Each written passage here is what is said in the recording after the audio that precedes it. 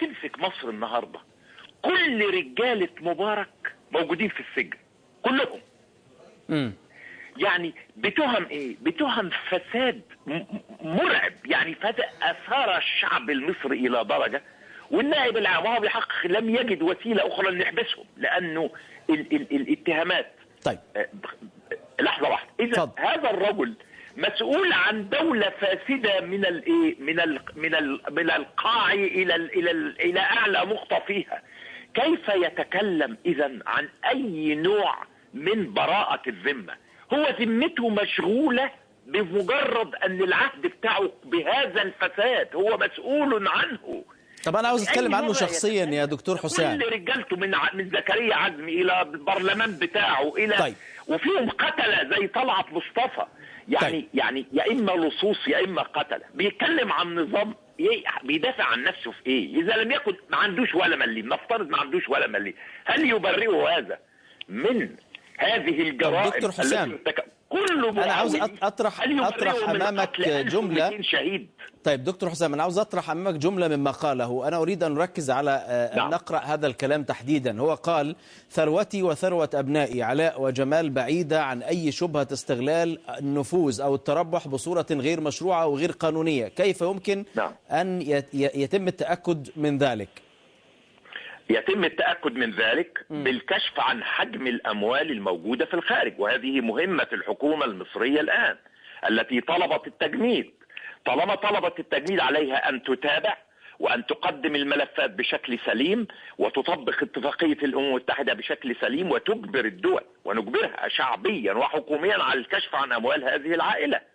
في هذه الحالة سيتبين حجم هذه الأموال. الحجم في ذاته سوف يكشف عن فداحة الأمر. مفيش حد بيشتغل بشكل غير مشروع، خصوصا ما كانش ليه وظيفة معروفة. لا يوش وظيفة تعرفها. وبالإضافة إنه مش بس كده. طيب. أنت تعالى بيقول لك ما كشفت عنه البنوك كله شرعي. طب إقرارات الذمة المالية بتاعتهم فين؟ فين الضرائب اللي دفعوها؟ لا دفعوا ضرائب ولا إقرارات ذمة. يعني وضعه يا دكتور حسام، وضع الرئيس تحديدا، وضعه القانوني، هل هو متهم؟ هل هو الآن في حيز التحقيق؟ في أي خطوة يمكن النظر إلى وضعه ووضعه تحديدا هو دون أبنائه، يعني دون علاء وجمال؟ الرئيس مبارك؟ نعم. الرئيس مبارك حتى الآن ليس هناك قرار بالتحقيق معه، وعشان كده ما تقدرش تكشف عن أمواله. يعني ليس متهما حتى على الإطلاق؟ لا، لم يقدم بتهم الفساد على الإطلاق، فبالذات حتى الحكومة لا تستطيع أن تطلب تجميد أمواله. لابد يقدم، أو إذا قدمت لن يؤخذ بعين الاعتبار. لأنه على الأقل لو جمدوا زي سويسرا مش هتكشف لهم، لأنه لابد يتم معاه تحقيق وفقا لقواعد القانون السليمة. والتحقيق ده ينقل بعد ذلك الى وزاره الخارجيه عندما ينتهي التحقيق فتطلب التجميد. انما مبارك لم يتم معه التحقيق ولا تالي تم التحقيق مع اولادي حتى الان. طيب، في نقطة أخرى، أنت عضو اللجنة القانونية لاسترداد، يعني في تراخي يا سيدي الفاضل من شهرين كان لازم يتم هذا الكلام. طيب نحن اللي هو خطابه برره لأنه هذا الخطاب نتيجة اتهامات وجهت إليه، فنحن نقول حتى الآن قانونيا لهذا الرجل حتى ليس متهما، حتى يعني قانونيا، يعني حتى الآن كما تقول هناك تراخي كما تقول أنت. هناك جزء آخر، أنت عضو اللجنة القانونية لاسترداد ثروات مصر. هذه اللجنة كيف يمكن أن تؤدي عملها في حالة مثل حالة الرئيس حسني مبارك؟ سيد الفاضل، احنا بدأنا عملنا في فترة كان مبارك موجود في الحكم. نعم. وبالتالي ما كانش من الممكن ان الحكومة المصرية هتتخذ اي قرار بتجميد امواله، ده هو الرئيس الاعلى وهو كل حاجة، مش كده؟ نعم. اذا احنا بدأنا هذا العمل في البداية يوم 7 فبراير، وبدأنا العمل فعليا 8 فبراير، ونتيجة لذلك سويسرا اعلنت انها سوف تجمد الاموال المحتملة لمبارك وعائلته، لان هي بتجمد وبعدين تكشف.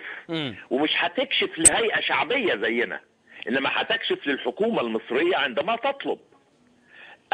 الحكومة المصرية تقول انها طلبت التجميد من سويسرا ومن دول الاتحاد الاوروبي.